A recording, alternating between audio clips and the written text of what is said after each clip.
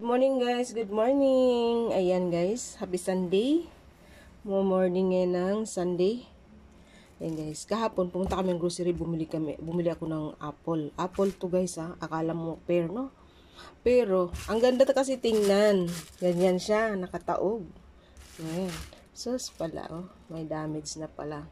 Ayan oh. So, pwede na rin yung kainin. Kainin agad yung may sira. Ayan oh, may mga damage na. Pero, matigas pa naman siya. Hindi naman siya yung ano. Para siyang pear no. Pero, apple siya.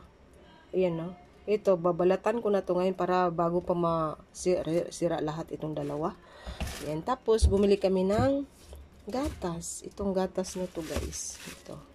Pangkape to guys. Yan nakalagay oh. Ayan oh. Yan yung gusto namin pang ano, pang kape na gatas. Ayan, yan yung nabili namin guys. Ayan. Kakainin namin to mamaya ng kasama ko. Ayun, dalawa lang. Ayan. Yan lang guys, yun lang din ang aking update. Mura lang yan eh, 3 RMB lang yan. Yan, nakalagay 3 RMB. So, mura lang din. Tama lang din. Yan lang guys, hindi naman lahat sira. May tatlo namang okay. Medyo okay pa ito. O, laki.